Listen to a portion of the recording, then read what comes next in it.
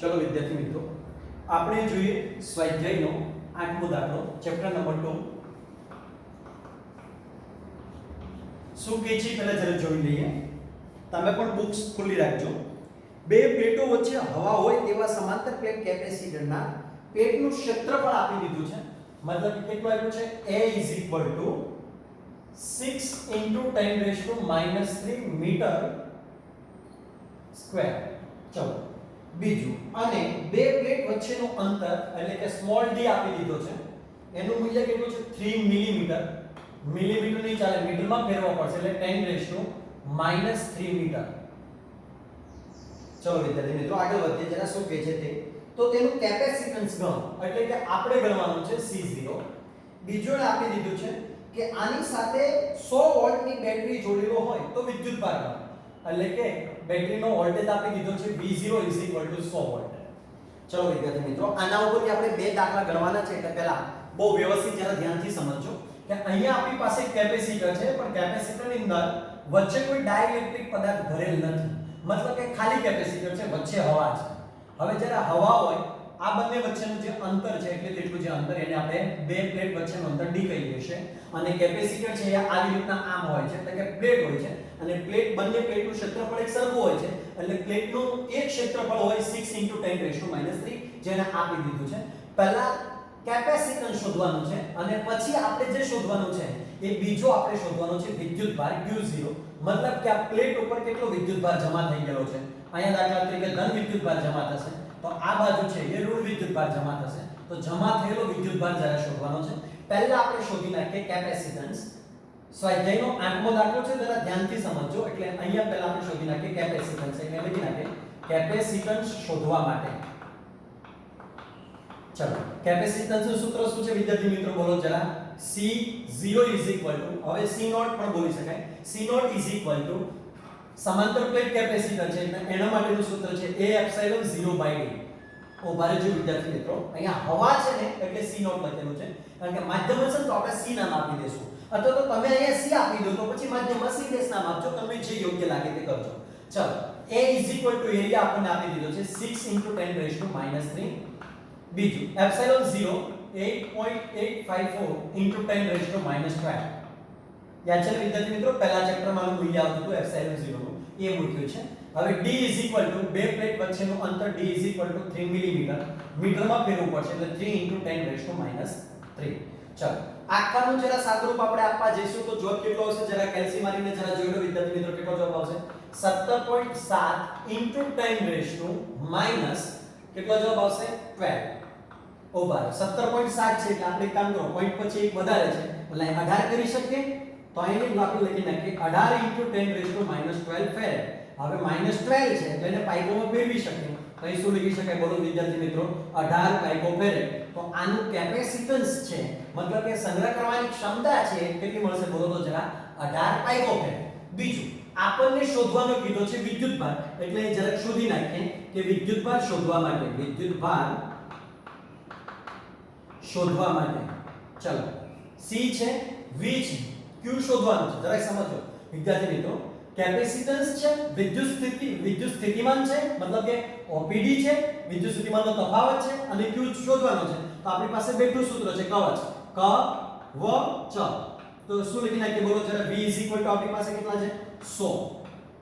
C0 આપણી પાસે, C0 આપણી પાસે કેટલા આવ્યા? કોઈ 18 પાઇકોફેરેડ. બોસ અહીંયા વોલ્ટેજ લીધા છે એટલે પાઇકોફેરેડ ની એનો મૂળ એકમ છે ફેરેડ છે, એટલે મૂળ એકમ લેવો પડશે. એટલે કેટલા થઈ ગયા? 18 × 10⁻12 ઓવર આના 2 પોઈન્ટ છે, આના 2 પોઈન્ટ કપાઈ જશે એટલે જવાબ કેટલો આવશે? 18 × 10⁻10. શેમાં જવાબ આવશે? કુલમમાં. હવે એક પછી પોઈન્ટ મૂકવો હોય તો પણ મૂકી શકાય. તો કેટલો જવાબ આવશે? 1.8 × 10⁻9 કુલમ. આ શું મળ્યું વિદ્યાર્થી મિત્રો? વિદ્યુતભાર. આ શું મળ્યું વિદ્યાર્થી મિત્રો? કેપેસિટન્સ. તો આવો એકદમ સરળ દાખલો આપણે તૈયાર કરી શકીએ છીએ. હવે આપણને શું કીધું છે? સ્વાધ્યાયનો 9મો દાખલો પણ આપણે સાથે લઈ લઈએ. બહુ સરસ વાત કરી છે, કારણ કે એકબીજા કમ્બાઈન દાખલો છે. આની રકમનો ઉપયોગ કરીને એ ગણવાનો છે 9મો દાખલો. એટલે આપણે 9મો દાખલો જરા જોઈએ શું કહેવા માંગે છે જરાક સમજીએ. સ્વાધ્યાયના 8મા દાખલામાં આપેલા કેપેસિટરની 3 મિલીમીટર જાડાઈના માઇકા એટલે કે અબરખની પ્લેટ જેનો ડાઇલેક્ટ્રિક અચળાંક કેટલો છે, એની જાડાઈ કેટલી છે, t જાડાઈ છે 3 મિલીમીટર, મીટરમાં ફેરવીએ એટલે 3 × 10⁻³ મીટર, અને ડાઇલેક્ટ્રિક અચળાંક એટલે k નું મૂલ્ય અંદર આપી દીધું છે 6. તમને ખબર છે કે પાસે કોઈ એકમ હોતો નથી. આગળ વધીએ જરા.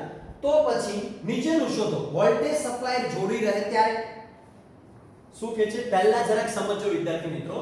અહીંયા પહેલા આપણને એ વિભાગમાં આપણને જે શોધવાનું કીધું છે જરાક શોધી નાખીએ કે બેટરી સાથે વોલ્ટેજ સપ્લાય જોડેલો,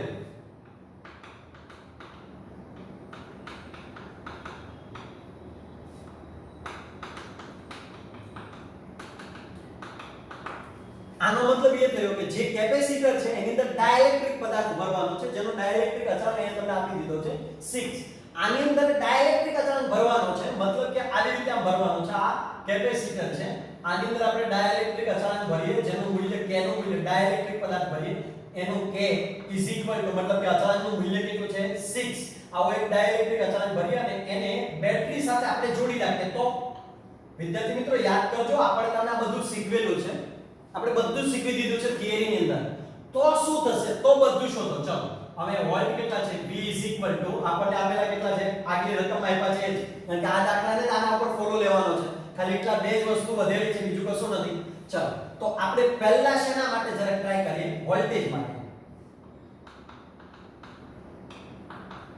હવે યાદ કરો વિદ્યાર્થી મિત્રો, તમને એક વખત શીખવાડી દીધેલું છે કે બેટરી જો જોડેલી હોય, બેટરી સાથે જો કેપેસિટર જોડેલું હોય, સમજો બેટરી સાથે વોલ્ટેજ સપ્લાય જોડેલો હોય, કેપેસિટર સાથે વોલ્ટેજ સપ્લાય જોડેલો હોય, સાથે વોલ્ટેજ સપ્લાય જોડેલો હોય ત્યારે આ કેપેસિટર છે એની સાથે બેટરી જોડેલી હોય ત્યારે વોલ્ટેજ તો કેવો મળે, V અચળ, કારણ કે વિદ્યુત સ્થિતિમાન કેવું મળે છે, અચળ. ત્યારે વિદ્યુત સ્થિતિમાનનું મૂલ્ય કેટલું થાય, જે બેટરીના વિદ્યુત સ્થિતિમાન જેટલું જ છે, એટલે કેટલા વોલ્ટ છે બોલો જરા, 100 વોલ્ટ. તો અહીં જવાબ કેટલો આવશે વિદ્યાર્થી મિત્રો, બોલો જરા 100 વોલ્ટ. એટલે આ તો વોલ્ટેજ તો મળી ગયા. હવે બીજું આપણને શોધવાનું શું કીધું, કારણ કે વોલ્ટેજ અચળ છે, જો બેટરી સમજો જરા વિદ્યાર્થી મિત્રો, કેપેસિટર સાથે બેટરી જોડી હોય તો વોલ્ટેજ અચળ રહેવાના છે, એટલે કેટલા વોલ્ટ રહેશે બોલો તો જરા, 100 વોલ્ટ. હાલો હવે આપણે બીજું શું જોઈએ છે બોલો તો જરા, તો કે ભાઈ વિદ્યુતભાર. હવે વિદ્યાર્થી મિત્રો યાદ કરો, વિદ્યુતભાર કેટલા ગણો થઈ જાય બોલો જરા, k ગણો. તો q kq0, k આપણી પાસે કેટલા આપી દીધા બોલો જરા, 6.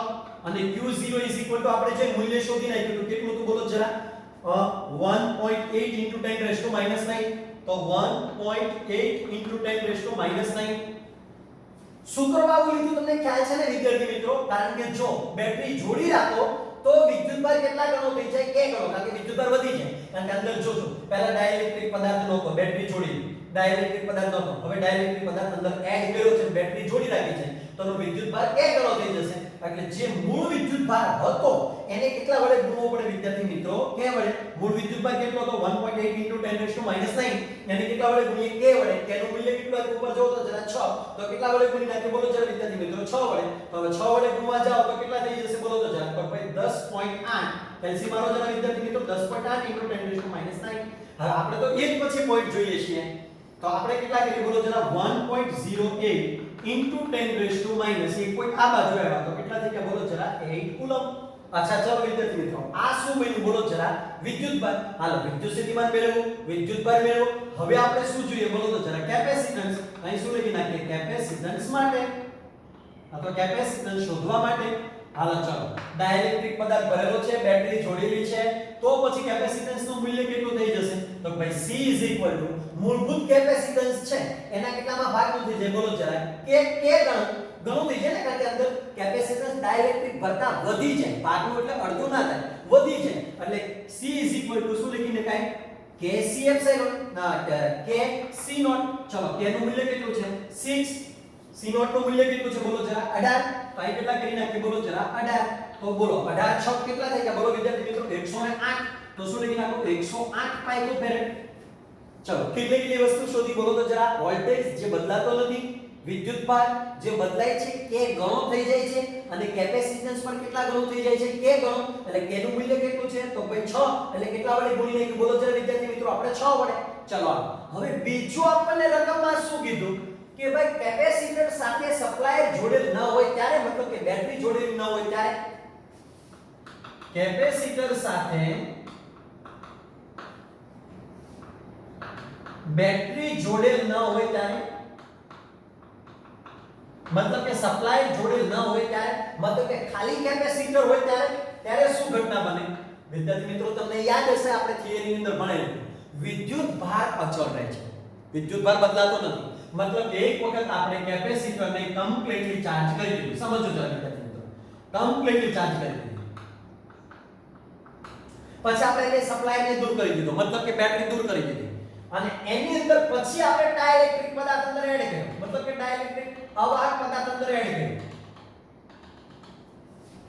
જેની અંદર k નું મૂલ્ય આપી દીધું અને અચળાંકનું મૂલ્ય છે 6, એ એડ કર્યો તો હવે વિદ્યુતભાર નવો ક્યાંથી આવે? કારણ કે બેટરી તો જોડેલી જ નથી, તો વિદ્યુતભાર કેવો રહેવાનો વિદ્યાર્થી મિત્રો? અચળ. તો અહીંયા જરા જોઈ લઈએ,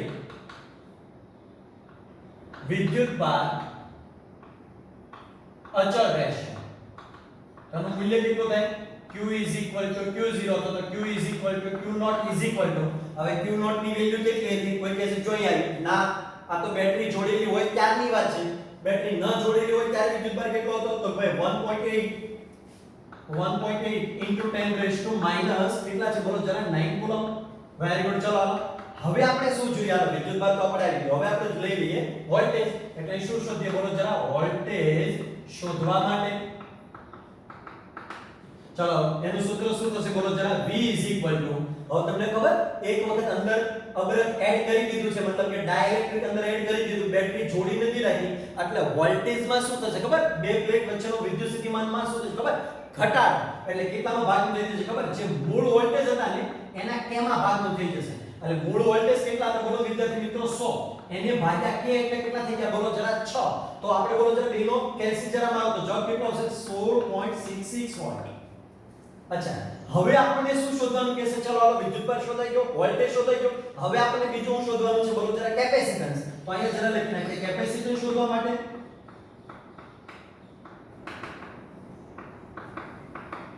યાદ છે વિદ્યાર્થી મિત્રો, તમે બેટરી જોડી રાખો કે ન જોડી રાખો, કેપેસિટન્સમાં તો શું થવાનું છે બોલો જરા? વધારો. કારણ કે કેપેસિટન્સ તો એક ક્ષમતા છે, ડાઇલેક્ટ્રિક પદાર્થ ન ભરેલી હોય તો ક્ષમતા ઓછી હોય, અને ડાઇલેક્ટ્રિક પદાર્થ ભરેલી હોય તો ક્ષમતા એની વધી જાય, એટલે કે તે ક્ષમતા છે. એટલા માટેના કેપેસિટન્સનું સૂત્ર શું થઈ જશે?